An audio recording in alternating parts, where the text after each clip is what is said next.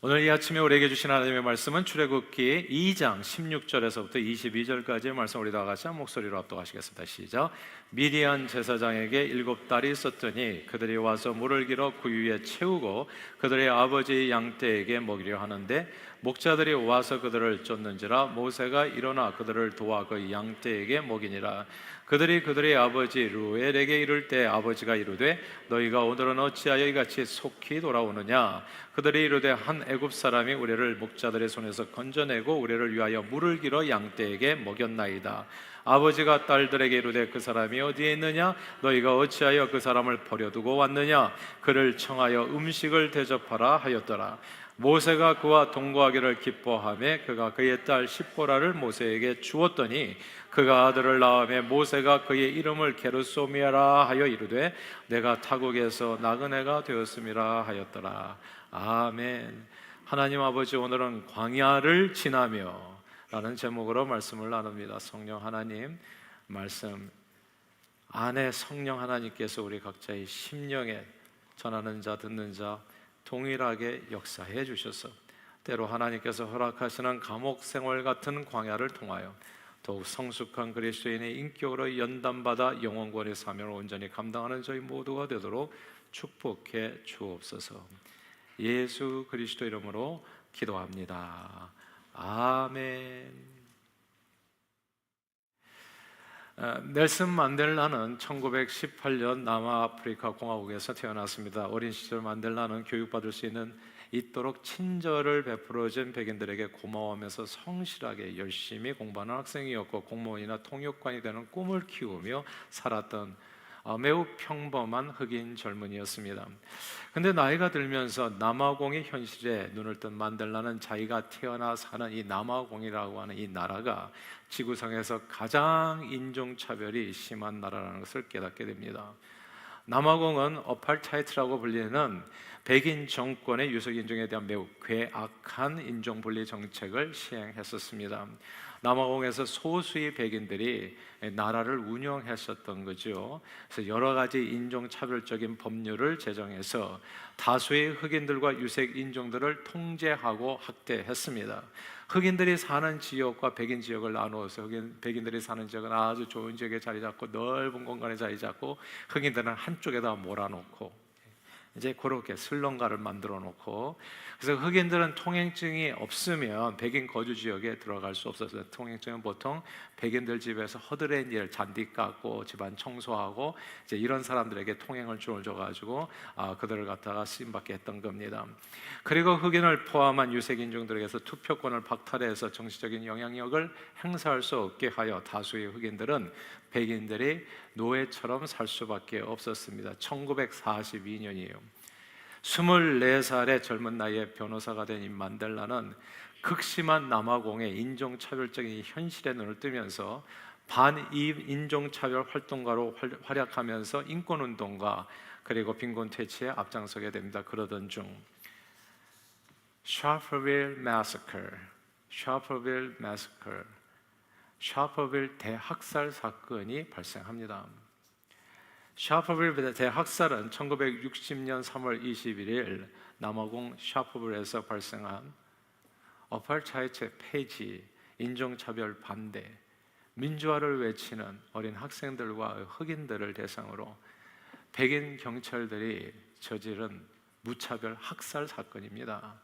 이 사건을 통해서 69명이 죽었어요. 어린이 29명 포함해서 289명이 부상당했습니다.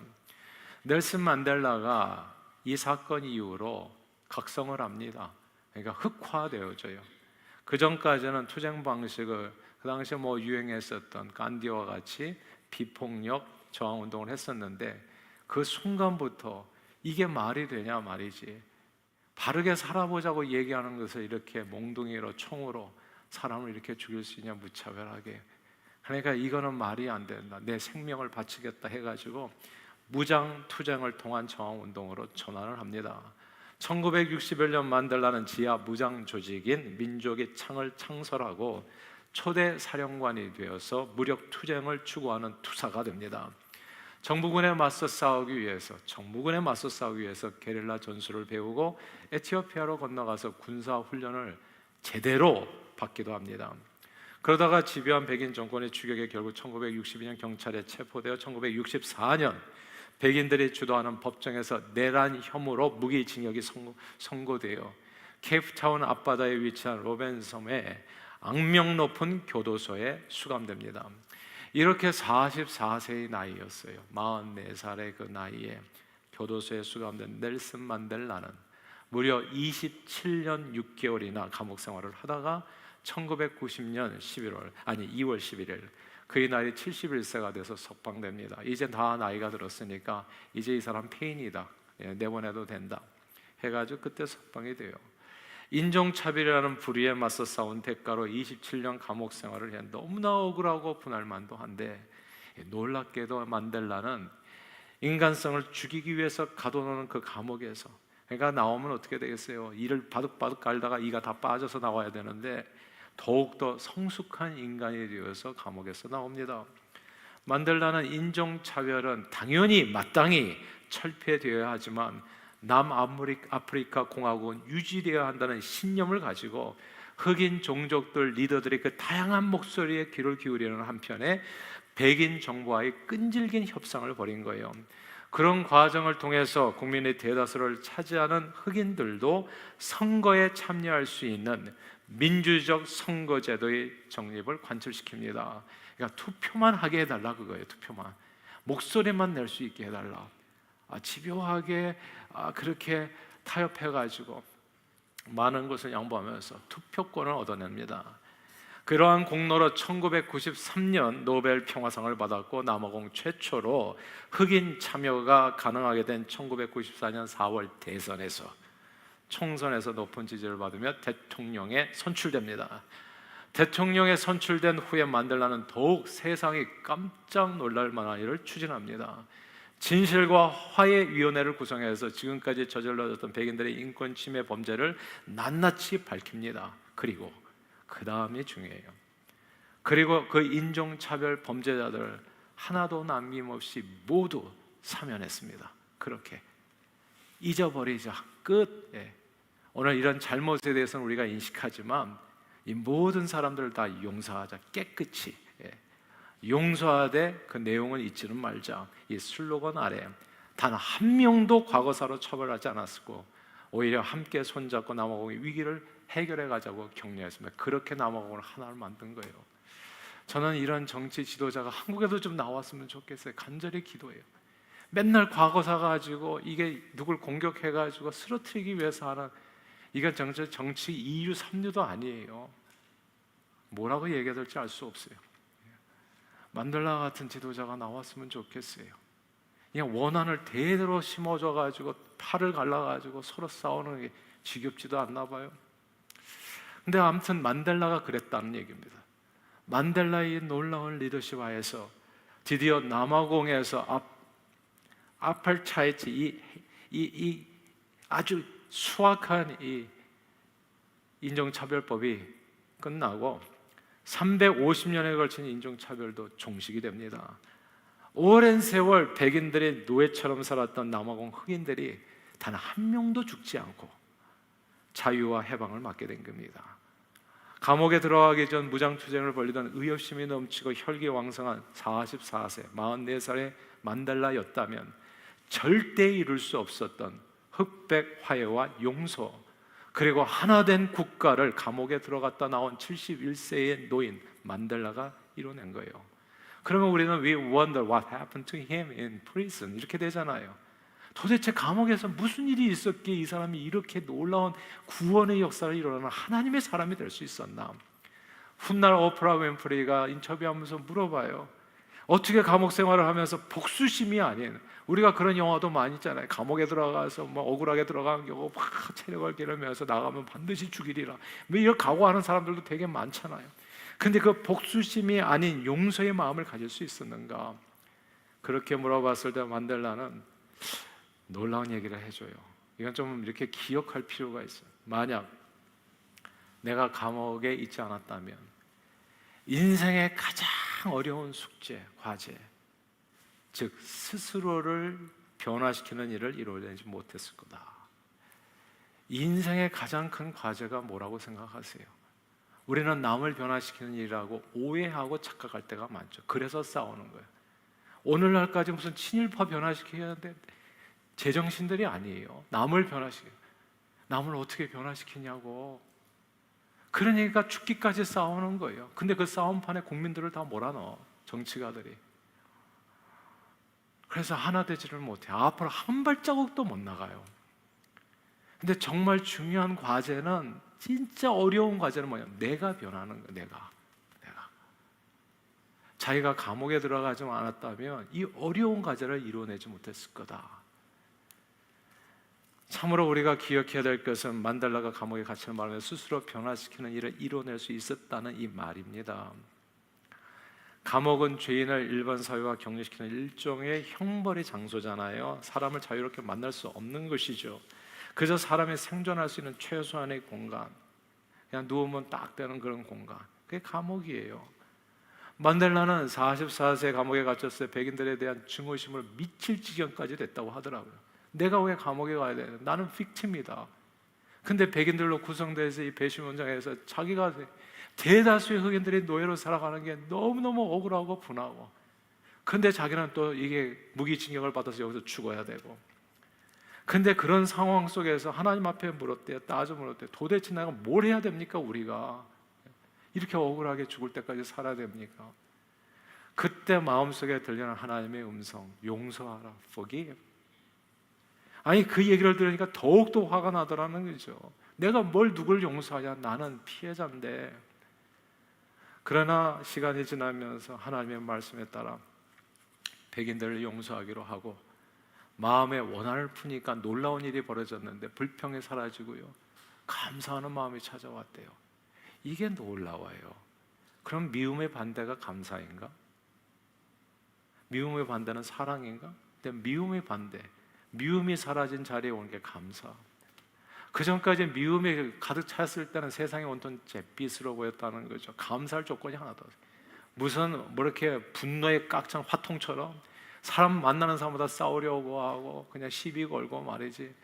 그냥 이게 그러면 코티솔 또 나오잖아요. 예, 스트레스 호르몬, 건강도 악화되고, 그래서 스스로 죽어가는 거거든요. 근데 미움과 마음의 원한을 푸니까 불평 대신에 감사가 자리를 잡는데, 매일 아침이면 뜨는 해를 보고 감사하고 밤에는 반짝이는 별을 보고 감사하고, 다른 죄수들은 노동을 하러 나갈 때마다 우리 또 이렇게 그냥 돈 한 번 안 주고 그냥 공짜로 노동시켜가지고 또 나라 정부가 돈 벌려고 한다 뭐 이렇게 해가지고 불평 원망하면서 그렇게 나가는데, 만델라는 감옥보다도 더 넓은 자유로 가니까 얼마나 좋은가, 하늘 보고 새소리를 듣는 기쁨으로 충만하게 일을 했다는 거죠. 그리고 감옥 안에서도 언제나 풀려날 희망의 끈을 놓지 않고, 1년, 2년, 3년이 아니잖아요. 10년, 20년, 27년, 6개월. 근데 그 긴 세월을 그 희망의 끈을 놓지 않고 매일 운동을 게을리하지 않다. 근데 이게 스트레스 받고요, 이렇게 인생을 자기가 원망하고 불평하고 살면 그냥 제풀에 미리 죽는 것 같아요. 그냥 나는 이게 소망이 없으니까 죽자. 그러니까 운동 같은 것도 안 하는 거죠. 아무거나 먹고. 그래서 스트레스 받으면 막 그냥 냉장고 드시는 분들이 있어요. 그냥 먹고 죽자 그냥. 스트레스 받으면 왜 이렇게 또 이렇게 탄수화물이 땡기는지. 근데 그 속에서 감사하는 마음을 갖게 되니까 운동을 하는 거예요. 그러니까 좁은 공간에서 무슨 운동을 하세요? 제자리 뛰기 45분, 푸시업 200개, 그리고 윗몸 일으키기 100개. 그 좁은 공간에서 할 수 있는 그게 운동 전부. 근데 마음의 증오를 버리고 매일 매 순간 감사하면서 열심히 운동하면서 살자. 그의 건강이 몰라보게 좋아졌어요. 밖에 있었을 때보다 더 건강해졌잖아요. 깜짝 놀랐다고 하잖아요. 너무나 건강한 모습으로 나오니까. 정말 뺏 하나 없이, 내장 지방 하나도 없이 아주 건강한 모습으로. 이렇게 감옥에서 27년간 자신을 단련한 후 출소했을 때 만델라는, 저는 아무도 원망하지 않습니다. I don't blame no one. 이렇게 말해가지고 세상을 감동시켰어요. 저는 오늘 보면 이 모세의 광야 생활 40년이 만델라의 감옥 생활 27년과 비슷했으리라 믿습니다. 광야로 내몰리기 전에 모세도 역시 40세, 역시나 40세, 44, 40세에 혈기방장한 의욕심 넘치는 애굽의 왕자였습니다. 이 모세도 레지스턴스 두목이었을 것 같아요. 제가 보니까 자기가 애굽 왕위를 잊지 아니하고 뒤로 뭔가를 했어. 이 사람들 도망간 이유가 있어요. 늘 애굽인들이 이스라엘 백성들을 억압하고 학대하는 일을 보면서 불의하다가 분노가 탱친해가지고 늘 반발하고 이 불의를 어떻게 바로잡아야 되나 연구하고 레지스턴트 무력, 항쟁, 폭력을 행사하는 것도 마다하지 않았어요. 그렇게 모세는 사람을 죽이면서까지도 세상을 바로잡고 싶어 했습니다. 그런데 모세가 애굽인들을 증오하면서 칼을 뽑아서 휘두르면 휘두를수록 아무것도 제대로 되는 것은 없었습니다. 오히려 모세는 반역자, 테러리스트, 중지인으로 애굽 법정에서 사형 선고를 받게 됩니다. 죽을 고비에 가까스로 애굽을 탈출한 땅에서 운 좋게 미디안 제사장을 만나 그의 딸과 결혼해서 밥은 먹고 살게 되었지만 이 미디안 광야에서 모세는 사랑하는 부모, 형제, 친척, 친구 완전히 단절된 이 광야에서 모세는 마치 그게 라이프 임프리즌먼트, 무기징역수와 똑같은 삶이 돼버렸어요. 완전히 자기가 아는 사회에서 단절됐잖아요. 이제 그 공간에서 무기징역수처럼 살아가는 거예요. 무슨 삶의 의미가 있는지, 앞으로 난 무엇을 바라보고 살아야 되는지. 이 광야에서의 모세의 신경을 잘 표현한 말씀이 오늘 본문 22절인 거예요. 22절 한번 읽어볼까요? 22절 같이 읽겠습니다. 시작. 그가 아들을 낳음에 모세가 그의 이름을 게르솜이라 하여 이르되 내가 타국에서 낳은 애가 되었음이라 하였더라. 아멘. 내가 타국에서 낳은 애가 되었다. 모세는 미디안 제사장 루웨일 딸 시보라와 결혼해가지고 아이를 낳으며 그 이름을 게르솜이라고 짓습니다. 그의 이름의 뜻은 오늘 본문에 나오는 대로 타국에서 낳은 애가 되었다는 의미예요.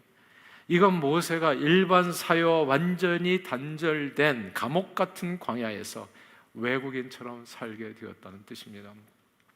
오죽했으면 자기 아들 이름을 이렇게 짓겠어요? 게르솜이라고. 게르솜은 미디안 광야에서의 모세의 삶이 얼마나 외로웠는지, 얼마나 어두웠는지, 얼마나 절망적이었는지를 보여주는 그 이름이에요. 게르솜. 그러나 이 광야에서 모세는 만델라처럼 스스로 변화시키는 일을 이뤄냅니다. 아무도 변화시킬 일이 없어요. 이 광야에서는 나밖에 변화시킬 일이 없어. 이 모세가 감옥 같은 광야 생활, 이 말이 안 통하잖아요. 미디안에서 와서. 이게 이민자 아닙니까? 그래서 부부 생활을 어떻게 했는지 잘 모르겠어요. 말도 안 통하는데 서로 손짓 발짓해서 살았나? 그럼 모세는 그냥 눈만 뜨면 밖으로 나가는 거예요. 집안에서 다 딸들만 있는데 무슨 대화가 되겠어요? 그러니까 밖으로 너무 외로운 삶을 살았던 거예요. 근데 그곳에서 모세가 자기를 변화시켜요. 감옥 같은 광야 생활을 통해서 자기 마음에 미움과 분노의 칼을 버리고 온유한 심령으로 용서와 화평의 지팡이를 든 사람이 됩니다. 또한 애굽 왕자로서 자기 자신의 자랑과 교만을 내버리고 자기를 낮춰 한없이 겸손한 미디안 목동이 됩니다. 생각해 보세요. 만약 무장투장을 벌인 40대의 모세, 애굽의 왕자, 이건 추리진입니다. 애굽의 왕자가 이를 벌린 거기 때문에 이런 모세가 이스라엘 백성들 막 선동해가지고 무장봉기해서 출애굽을 시도했다면 수많은 사람들이 죽었을 겁니다. 성공 가능성도 결코 높지 않았을 거예요. 그러나 광야 생활을 거친 모세는, 이 지팡이 든 모세는 애굽 왕 바로와의 그 끈질긴 협상을 통해서 노예 백성이었던 히브리 민족을 단 한 명도 죽지 아니하고 자유케 하고 해방시키는 놀라운 구원 역사를 이루어냅니다. 여기서 우리는 하나님께서는 때때로 우리 각 사람을 더욱 성숙한 하나님의 사람으로 연단시키기 위해서 감옥 생활 같은 광야로 인도하는 것을 주목할 필요가 있어요. 광야가 누구에게나 있습니다. 여러분, 부부 생활도 광야 같지 않은 사람이 있어요. 내가 행복할 줄 알고 선택한 사람인데 감옥이 될 수가 있다고요. 직장이 안 맞춰, 이게 가난의 문제가, 사업의 문제가 내게 광야가 될 수 있어. 또 잘 벌렸는데 어느 순간부터 다 완전히 사업이 풀리지가 않아. 그러니까 이 광야는 언제든지 우리에게 나타날 수 있는 일이에요. 사실 성경에 나타난 신앙인물들 보면 한결같이 감옥 생활 같은 광야를 체험한 사람들이라는 것을 우리는 알게 됩니다. 믿음의 조상 아브라함은 본토 친척 아비집을 따라 하나님께서 지시하신 가나안 땅으로 이민 생활을 시작했습니다. 사실 언어가 다르고 문화가 다른 남의 나라에서 이민 가서 사는 것은요, 창살 없는 감옥 생활과 비슷합니다. 제가 37년간 미국에서 생활을 하면서 보니까요, 내가 이럴 것 같으면 처음에 미국에 왔을 거라는 생각을 해요. 정말. I made a huge mistake, I think. 정말 이럴 것 같으면. 미국에 사는데 지금까지도 고민이잖아요. 한국과 미국의 축구 시합을 하면 난 누구를 응원해야 돼? 내가 누군지를 자식도 모르겠어요. 나도 모르는데 우리 자식들에게 제대로 가르쳐 줄 수 있겠어요? 난 이 땅에서 이방인 같은 생각이 들 때가 한두 번이 아니에요. 옆집에 사는 존, 뒷집에 사는 탐하고 얘기가 제대로 안 돼요. 그리고 얘기를 할 거리도 없어요. 이렇게 얘기해보면 초등학교부터 무슨 얘기들을 하는데 나는 하나도 공감되는 얘기가 없어요. Forever foreigner in a foreign land. 언어가 다르고 문화가 다른 남의 나라에서 이민 가서 사는 것은 창살 없는 감옥 생활과 비슷해요. 제가요, 교회에서 있다 보면은 가끔씩 리틀펠에 사시는 분 같은데 이제 길을 잃어버린 한국 노인을 연세 드신 분을 경찰이 교회로 데리고 오는 경우가 있어요. 리틀펠에 사는 어떤 한국 분이 이제 한국에서 부모님을 잠깐 모셔왔는데 나이 드신 부모님 집에 있는 것이 무료하잖아요. 그러니까 집을 잠깐 나오셨어요. 근데 나올 때는 잠깐 자신감 있게 나왔는데 근데 그래서 제가 좀 권면해드리고 싶은 건 뭐냐면 집을 나오실 때는 핸델과 그레텔처럼 뭔가 이렇게 남겨 뭔가 뭐 떨어뜨려 가지고 길을 찾아가실 수 있도록 하세요.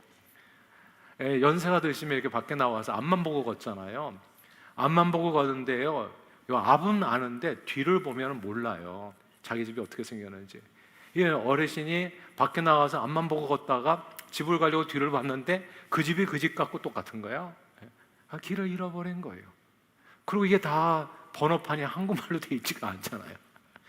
야, 한국은 가니까 살만해요. 합정동 하면 HA 해가지고 그 밑에 합정동 이렇게 써 있다고, 한국은. 근데 미국은 한국글이 안 써 있거든요. 한글이 다 영어예요. 그러니까 이 아버님이, 이 어머님이 이제 길을 잃어버리는 거예요.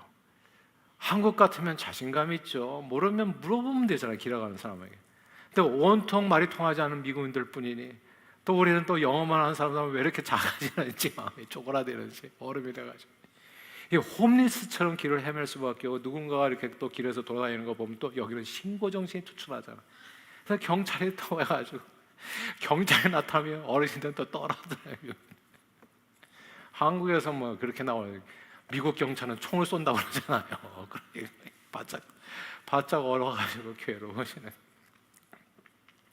미국 경찰도 대책이 없으니까 일단 교회로 데리고 오는 거예요. 혹시 아냐고. 근데 그럴 때는 어디 맞고 돌아다니면 안 됩니다. 한 곳에 있으셔야 돼. 그럼 이제 경찰한테 얘기를 하죠. 여기 교회에 있으니까 교회로 반드시 신고가 올 거다.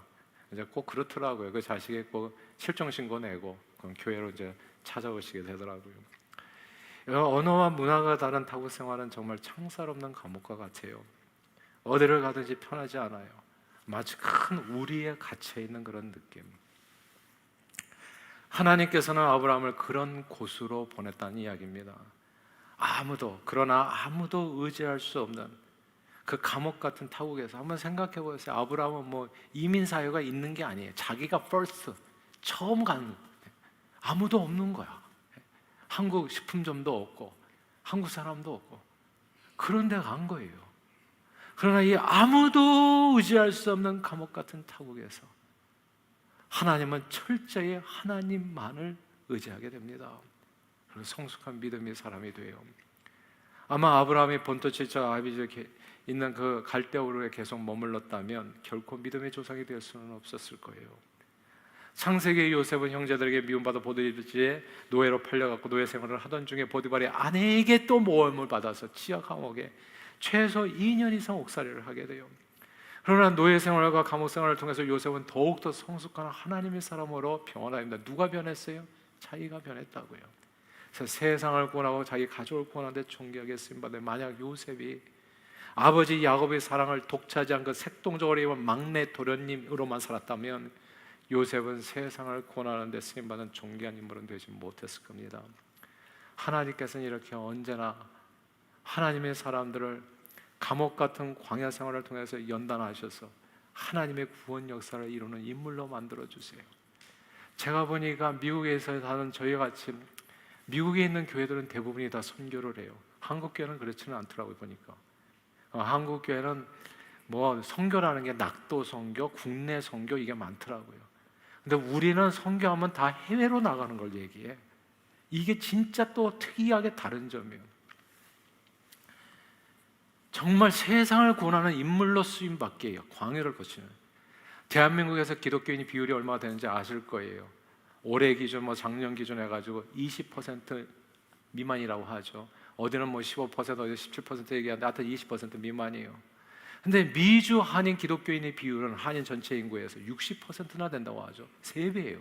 놀랍지 않아요? 왜 그렇다고 생각하세요?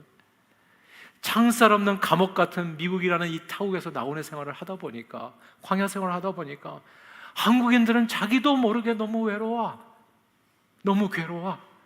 그래서 자기도 모르게 자꾸 누군가를 찾아. 그러다가 발견하는 게 하나님이에요. 이 3배는 적은 숫자가 절대 아니에요. 예수 신앙을 갖게 되는 거예요. 예수 신앙을 갖게 되면서 사명도 알게 돼요. 그래서 우리는 우리 민족이 아니라 막 해외로 나가, 다른 민족에 거침없이 나간다고요. 광야를 통해서 사람이 변화되는 겁니다. 지난주에 일교구 모임을 갔는데 어느 성도님의 귀한 간증을 듣게 됐어요. 부모님과 떨어져 살 수밖에 없었던 불의한 어린 시절을 통해서 주님을 찾게 되었고 주님을 만나게 되었다는 은혜로운 간증이었습니다. 그분의 말씀에 정말 은혜로웠던 게, 만약 자기에게 모든 일이 순조로웠다면 주님을 만나는 게 쉽지 않았을 것이라고 이렇게 고백하시더라고요.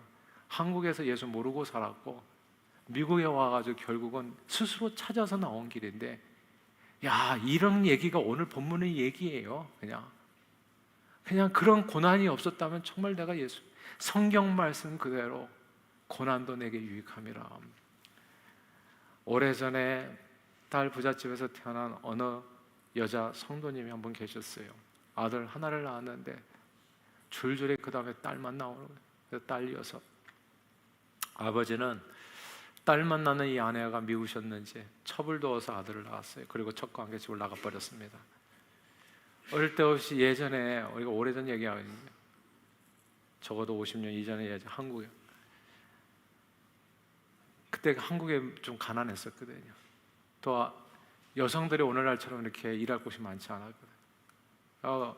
어머니가 그 7남매를 혼자서 어떻게 키워요? 진짜 거지같이 사는. 어릴 때부터 이 아버지 없이 가난해서 쪼들리면서 사는 집이 너무나 지긋지긋한 거예요. 그러니까 이 자모님의 마음속에 뭐가? 아버지에 대한 원망과 불평. 아버지는 왜 나를 낳으셨나?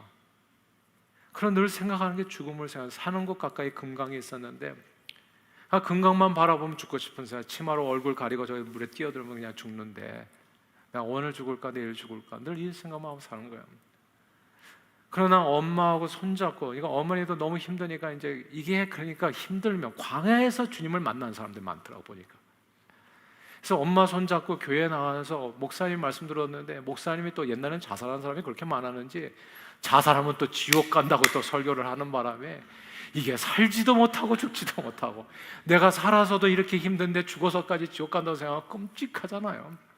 그러니까 살지도 못하고 죽지도 못하고, 그 다음에 이 세상 사는 삶이 딱 진짜 감옥이 돼버린 거예요. 진짜 감옥이. 그 누구도 의지할 수 없고 의지할 곳도 없는. 그러다가 마음에 드는 남자를 만나서 결혼 정령이가 돼서 결혼을 하게 돼서 결혼하면 행복한 삶을 살 줄 알았어요. 근데 남편이 또 예수 믿지 않는 사람이네. 그러니까 가정생활에 충실하지도 않고 자기밖에 모르고. 아니, 애를 낳아 나는 사는 가정은, 이 가정이 자매님에게 행복이 아니라 또 다른 nightmare, 악몽이 돼버린 거예요. 또 다른 감옥이야. 여기 또 갇힌 거예요. 그러나 그 감옥 같은 세상에서 이 자매님은 예수님을 누구보다 더 뜨겁게 만나게 됩니다. 또한 예수님을 뜨겁게 만나면서 전도자로서의 사명을 깨닫게 돼요. 그리고 쓰임받게 됩니다. 그 자매님은 후에 자신의 삶에 어려움이 없었고, 만약에 남편이 정말 누구 남편처럼 살갑고 잘해주고 막 문 열어주고 막 그렇게 뭐 요리를 해주고 이런 남편이었다면 자기는 절대 예수님을 오늘날처럼 그렇게 열심히 믿고 전도사의 사명까지는 잘 몰랐을 거라 그렇게 고백했어요. 깜깜한 밤에 별빛은 더 환하다고, 캄캄한 인생길을 걷다 보니까 생명의 빛이 되시는 주님을 더 확실하게 만나고 사명을 깨닫게 됐다고 간증했어요. 하나님께서는 언제나 하나님의 사람들을 감옥 같은 이 광야 생활을 통해서 연단해서 하나님의 구원 역사를 이루는 인물로 만들어 주십니다. 하나님께서는 오늘 본문의 모세를 언어와 문화가 다른 타국에서 나그네로 살게 하시며 감옥 생활 같은 이 광야를 지나게 하셨습니다. 오죽했으면 자기 아들 이름을 게르솜이라고 짓겠어요. 오죽했으면 내가 너무 외롭다는 얘기거든요. 내가 너무 슬프다는 거거든요. 내가 너무 힘들다는 거거든요. 그렇게 모세는 광야를 통해서 이 연단을 받아 온 땅에 그 누구보다도 온유가 승한 그런 모세가 되었고 이스라엘 구원 역사를 이룰 수 있는 하나님의 도구로 쓰임받게 됩니다. 모세만이 아닙니다, 여러분. 예수님도 40일 광야에서 외롭고 슬픈 시간, 굶주리는 시간을 통해서 시험을 받으셔서 그 모든 시험을 이기고 승리하여 인류 구원 역사를 이루는 데 쓰임 받으시잖아요. 예수님도 보면 어렸을 때 아버지가 돌아가셨다고 하더라고요. 슬픈 삶을 살았던 거예요. 힘든 삶을 살았던 거예요. 광야길을 걸었던 거예요. 그리고 주님만이 하나님께서는 언제나 하나님의 사람들 감옥 같은 광야 생활을 통해 연단하셔서 하나님의 구원 역사를 이루는 인물로 만들어주세요. 인생을 살다 보니까요, 사실 제 얘기도 할 얘기가 되게 많은데 누구든 남 얘기를 듣다 보면 남 얘기 같지가 않아요. 저거 내 얘기 같은데. 누구든 가난이나 혹은 질병이나 혹은 인간관계, 부모와 자식 간의 부부 생활, 또 이민 생활, 형제 이웃 그리고 직장 생활, 사회 생활 등 삶의 각종 문제들 속에서 광야를 만나게 됩니다. 광야를 반드시 만나게 돼요. 그때 우리는 광야를 갑자기 만나게 되면 질문을 하게 돼요. 왜 나를 깊은 어둠 속에 하나님께서 홀로 두시는지, 어두운 밤은 왜 그렇게 긴지. 이게 1년, 2년, 3년 계속 지어지는데 변화되는 건 없고 고독하게 나를 낮아지게 세상 어디에도 기댈 곳 없게 하시는 그 하나님, 그 하나님이 이해가 안 되는 순간들이 있어요. 그러나 광야를 지나면서 우리가 깨닫게 되는 것은 주님만이 내 도움이 되시고 주님만이 내 빛이 되시고 주님만이 내 친구가 되시고, 내 인생은 주님 손 놓고는 하루도 살 수 없구나. 이 사실을 깨닫게 되면서 그 광야에서 내 자아가 깨지고 높아지려고 했던 세상의 욕망, 야망, 그 꿈도 주님 앞에 다 내려놓고 오직 주님 뜻만 이루어지기를, 나를 통해서 주님만 드러나기를 간구하는 성령으로 완전히 새로워지는 하나님의 사람으로 거듭나게 하는 것이 광야라는 것을 알게 되는 겁니다. 그러므로 여러분 가운데 혹시 모세처럼 정말 인생 사는 게 너무 힘들고 어렵고 그리고 불공평하고 불의함으로써 억울하고 분하고 감옥 같은 광야길을 지난다고 생각되시는 분이 계시다면 실망하고 좌절하고 불평하고 원망하는 대신에 바로 그 순간이 하나님께서 여러분들을 더욱 겸손하게 하고 인내하게 하고 온유하게 하고 성숙하게 하고 더욱 빛나는 하나님의 사람으로 만드시는 과정을 믿고 바랄 수 있게 되기를 소원합니다. 그 과정을 오직 하나님의 은혜와 도우심으로 잘 통과해서 하나님 나라의 영광을 위해 존귀하게 쓰임받는 하나님의 사람 되시기를 주의 이름으로 축원해요. 제 인생을 돌아볼 때 제가 이렇게 변할 줄 몰랐어요. 저도 보니까 이게 갈대우르를 떠나가지고 미국에 잘 온 것 같아요. 제가 한국에 있었을 때는 뭐 선교하는 거, 우리 교회 선교 많다고 하죠. 나는 적다고 생각해요. 저는 쌀 먹자들이 다 나가야 된다고 생각해요. 왜? 나는 광야를 통과했어요. 내 삶의 의미가 없다고요. 여러분은 무엇을 위해서 사는지 알 수 없지만 나는 내가 발견한 것은 나는 하루도 못 산다, 주님 없이는. 그걸 찾았어요, 저는. 그리고 내 삶의 목표는 주님을 위해서 쓰면 주님 뜻만 이루어지기를, 나를 통해서 주님만 드러나기를 원하는 것이, 그것이 광야길을 통과하면서 잡힌 내용이에요. 그래서 때로는 제 메시지가 좀 강하게 들린다고 하더라도 저는 hopefully 바라기는 저는 every one of you be like me, 저처럼 되기를 기대해요. 어차피 언제 죽어도 이상하지 않았던 인생, 하나님께서 나를 살리셨다, 타고내서 나그네 되어서 언제 맞아 죽어도 이상하지 않은 그 모세를 40년 동안 단련하신 까닭은 이스라엘 백성들을 구원케 하기 위한 하나님의 뜻이 그 가운데 있었던 겁니다. 그러므로 늘 예수님을 본받아 모세처럼 하나님 허락하신 감옥생활 같은 광야길을 걸을 때 주님을 더욱더 의지함으로 연단을 받아 그리스도의 장성한 분량에 이르기까지 성숙하여 하나님의 구원 역사를 이 땅에 이루는 존귀하게 쓰임받는 저와 여러분들 다 되시기를 주 이름으로 축원합니다. 기도하겠습니다. 하나님 아버지,